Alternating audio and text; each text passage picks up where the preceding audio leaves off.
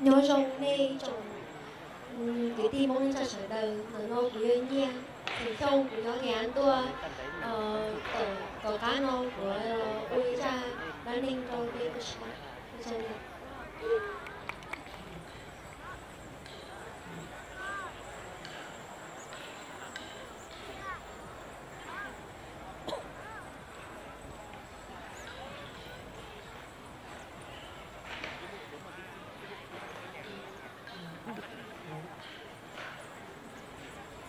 còn 40% thôi phải 600 shot Châu hết. LPE 6 và pin của nó với lắp ở trong này là 1600 shot thì mới hết pin.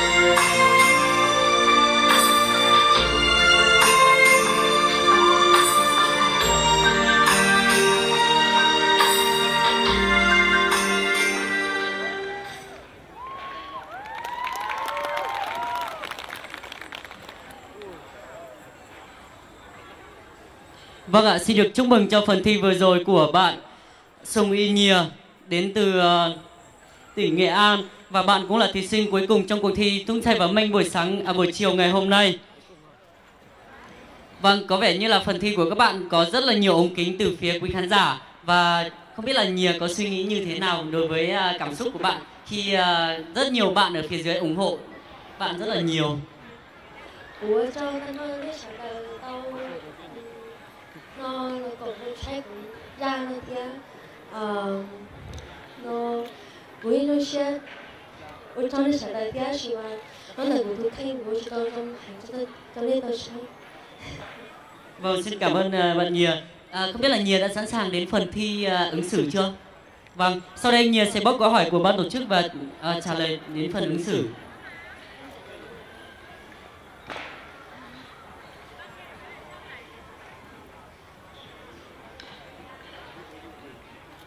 Vâng, câu hỏi của bạn Nhìa và câu hỏi số 12 trùng với số báo danh của bạn Nhìa luôn. Và câu hỏi như sau.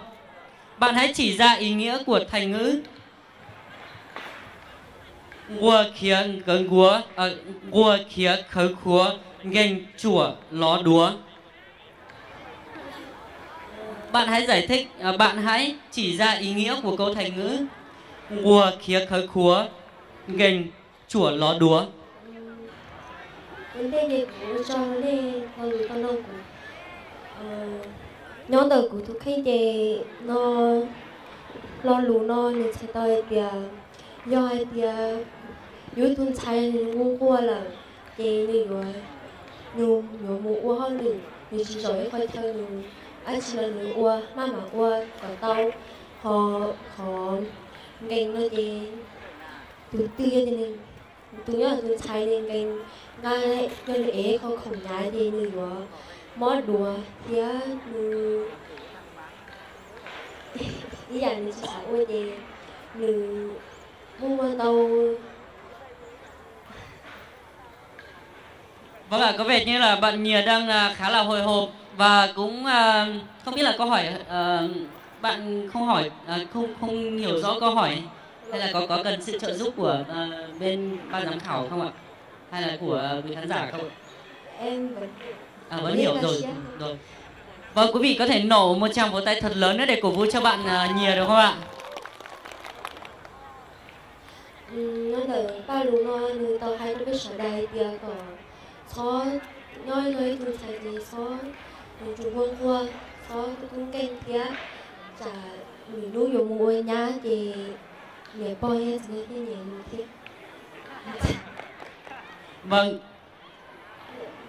Vâng, xin cảm ơn phần trả lời ứng xử của bạn Nhìa. Và sau đây sẽ đến với câu hỏi và những đóng góp và những bổ sung của bên phía ban giám khảo. Vâng, xin mời quý ban giám khảo. Cảm ơn em Sùng Y Nhìa. Cảm ơn em vì tiết mục rất là tuyệt vời của các em. Các em đã tập tiết mục này trong bao nhiêu lâu? 2 ngày ạ. 2 ngày. Thời gian ngắn mà các em tập tiết mục tuyệt vời như này thì chứng tỏ là tất cả các bạn rất là phải cố gắng. Đây là câu hỏi của chị. Nếu sau này em trở thành một người phụ nữ thành đạt trong cuộc sống, có quyền lực làm mọi thứ để giúp đỡ những người phụ nữ dân tộc Mông, em sẽ làm gì cho những người phụ nữ dân tộc Mông ở quê hương em? Nói là cũng ghê thôi thì tao ấy tu nó lo ba tôi biết trả lời thì sang khai nó biết rõ phân nhẹ nhưng còn như nó dòng cha nó thì mua về hành mong nó nhưng chúng mình gì sư chúng mình gì dù hay trong cái vấn đề thì do thì tao thiên mình xài số mù rồi gì mà có thì rồi chủ cờ thì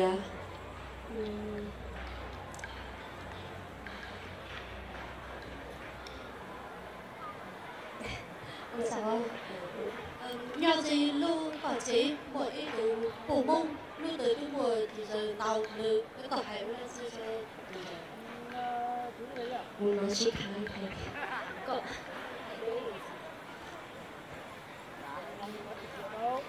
tức là một trong những trường hợp như này ở ngay cạnh nhà em có một người phụ nữ Mông thường hay bị mẹ chồng gọi là hành hạ. Và em là người hàng xóm thì em sẽ sao có khuyên người chồng đó như thế nào? do你就是那个啥的，不用还到住之内的还做好，但是我的上来接了的关键是那个样个是，你要好些的，就是那个要读大理节，要的。读本年我只要的还是算到的只要了，那个呀。pháp luật cho nó đi mua là thì do nó đi chồng thôi thì tụi bên này nó chồng là tụi chị tàu là dùng hay tiền tụi bên này kho xưa sau chị tàu đi Vâng, xin cảm ơn câu hỏi và câu trả lời của bạn Nhìa cũng như là câu hỏi của ban giám khảo. Và sau đây sẽ đến với câu hỏi tiếp theo đến từ anh Bình. Xin mời anh. Chắc không phải là câu hỏi đâu. Nhưng mà tiết mục của em là tiết mục cuối, nên là có vài điều cần chia sẻ.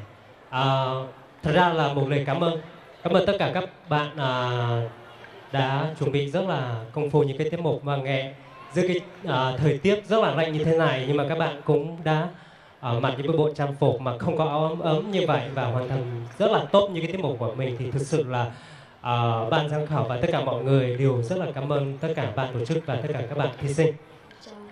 Và hồi nãy thì có thấy các bạn, tức là cái tiết mục của em vừa thể hiện giữa kịch và cả cái tiết mục múa, và mọi người có thể hiện một cái hành động là kéo hoặc là cướp cô gái về làm vợ. Thì thật ra thì để mà định nghĩa với lại giải nghĩa những cái câu chuyện về cướp và kéo vợ thì nó quá là nhiều thông tin đâu, không đủ thời gian. Nhưng mà anh muốn nghe một ít chia sẻ của em, hoặc là cái mà em biết được, những cái thông tin mà em biết được về cái tập tục này của người Mông. Bởi vì hiện tại thì nó bị biến tướng, hoặc là truyền thông xã hội làm câu chuyện nó đi theo một cái hướng khác. Thì em có những cảm nhận, những cái chia sẻ như thế nào không? Cảm ơn. Em rất cảm ơn câu hỏi của anh ạ. Đầu tiên thì khi em định lên cái vùng này thì em nghĩ là ở vùng em thì rất ít, còn ở vùng kiểu nhiều vùng khác, các tỉnh khác nó vẫn có tình trạng là kiểu bắt vợ, nên là em muốn lên án về tình trạng này.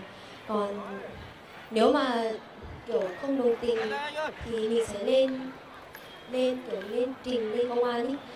Còn trên em thì rất là ít xuất hiện tình huống này, nên là em chỉ làm lên cho mọi người xem và tránh tình huống như thế này. Cảm ơn em, và chắc là một lời chúc mừng năm mới tới em và tất cả mọi người nhé. Cảm ơn em.